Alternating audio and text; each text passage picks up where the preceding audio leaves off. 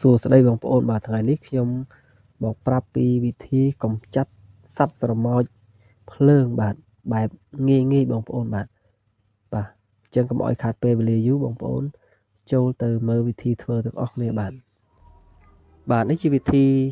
ធ្វើទឹកសាប៊ូសម្រាប់បាទយកទៅសម្រាប់ស្រមោចភ្លើងបងប្អូនបាទមិនថាស្រមោចភ្លើងមកថាកណ្ដៀឯងបងប្អូនបាទគឺស្លាប់ដូចគ្នាបងប្អូនបាទចឹងបាទរបៀបធ្វើអត់ពិបាកទេបងប្អូនបាទនេះជាយើងមានដបទឹកសុទ្ធមួយបាទទឹកសុទ្ធដបទឹកកន្លះលីត្រយើងហើយយើងចោះ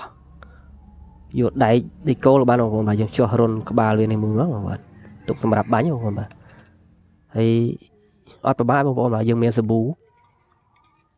បោកខោអាវក៏បានបងប្អូនបាទប្រភេទអីក៏បានបងប្អូនបាទម៉ាកប្រើម៉ាកយីហោអីក៏បានដែរបងប្អូនសាប៊ូបោកខោអាវបងប្អូនបាទហើយខ្ញុំមានសាប៊ូបែបនេះខ្ញុំដាក់សាប៊ូនេះបណ្ដោះបាទបញ្ជាក់បងប្អូនថាសាប៊ូបោកខោអាវក៏បានបាទសាប៊ូលាងចានក៏បានដែរបងប្អូនបាទតែនេះថ្ងៃនេះខ្ញុំប្រើសាប៊ូបោកខោអាវបាទដើម្បីឲ្យបងប្អូនឃើញបាទយើងយកមកបាទដាក់ចូលបែបនេះមកបាទហើយនេះកូនមកថតដែរបាទយើងយកមកដាក់ចឹងបងប្អូនបាទយើងដាក់ឲ្យជ្រឿងច្រើនបន្តិចមកបងប្អូនបាទដាក់ចូលក្នុងដបចឹងមកតើមកយើងយកទឹកចាក់បងប្អូនបាទទឹកចាក់ក្នុងដបហ្នឹងបាទបន្ទាប់ពីយើងចាក់ទឹកហើយយកគម្របមកគ្របហើយបងប្អូនបាទយើងក្លុកទឹកសាប៊ូនឹងបាទឲ្យវាសប់បងប្អូនបាទក្លុកទឹកសាប៊ូនឹងឲ្យវាសប់ល្អបងប្អូនបាទនេះឲ្យវាពពុះជាហើយបាទយើងបានទឹកសាប៊ូនេះហើយយើងយកទៅបាញ់បាទសម្រាប់ស្រមោចបានហើយបងប្អូនបាទបងប្អូនបាទកន្លែងណាដែលបងប្អូនមានស្រមោចនៅផ្ទះបាទអញ្ចឹងបងប្អូនអាចបាញ់វាស្រោចវាអញ្ចឹងមកបងប្អូនបាទតែមួយផ្លេតទេបងប្អូនបាទគឺឃើញថាវាងាប់អស់លីងមកបងប្អូនបាទប៉ាកែបងប្អូនបាទទឹកសាប៊ូនេះមិនថាស្រមោចភ្លើងស្រមោចខ្មៅស្រមោចភ្លើងជាទូទៅគេហៅស្រមោចក្រហមណាបងប្អូនបាទហើយនឹងដូចជាកណ្ដៀបងប្អូនបាទកណ្ដៀដែលវាឡើងតាមសសរផ្ទះសអីបាទដាក់ទៅគឺ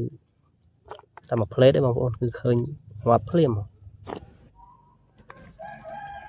ចឹងបងប្អូនអាចសាកល្បងប្រើវិធីនេះតាមខ្ញុំបានបងប្អូន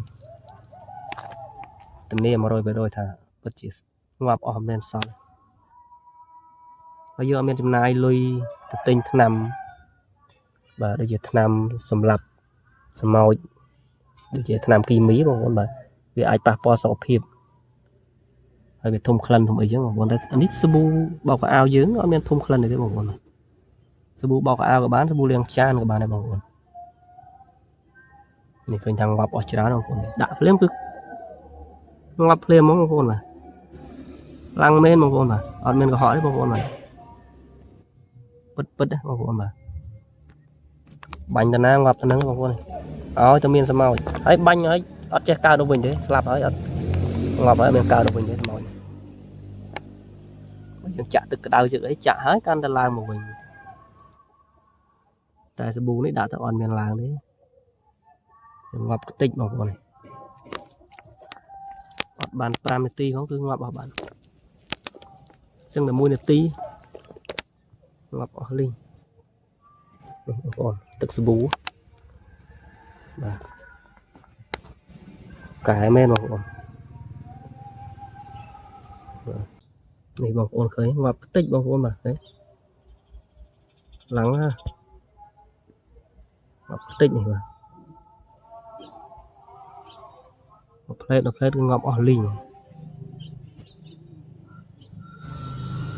ហមភ្លឺបងប្អូនបាទតែបងប្អូនកុំភ្លេចសាកល្បងតាមវិធីខ្ញុំសាកមើលបងប្អូនអត់ខុសទេបងប្អូនធានា 100% បងប្អូនមិញបាញ់ខាងនោះអស់ខ្លះមកបាញ់ខាងនេះដល់ទៀតមកខ្ញុំចាក់ស្មោចឲ្យវាចេញមកច្រើនអូ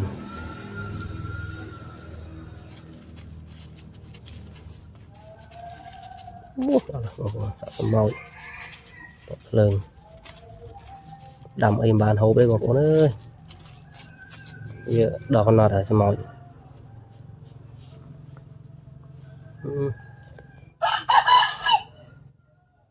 chập đam bánh nữa mà từ bu dương lên mấy nữa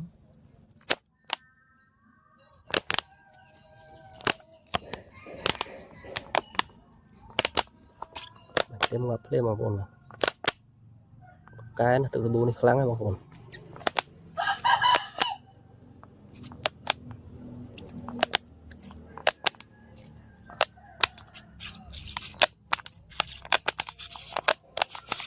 bánh cho món mà buồn thưa tam nhâm khó mà buồn ngọc tích màu rồi lại nam em mạch lên một ôn bánh chứ màបាទសូមអរគុណបងប្អូនដែលបានទស្សនាវីដេអូនេះសូមជួយចុច Subscribe និងរូបកណ្ដឹងម្នាក់មួយផងដើម្បីទទួលបានវីដេអូថ្មីៗបន្តទៀតពី Channel ខ្ញុំបាទអរគុណបងប្អូន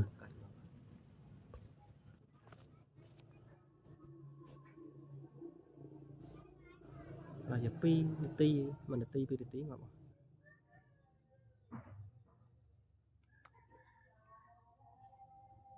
ទៅ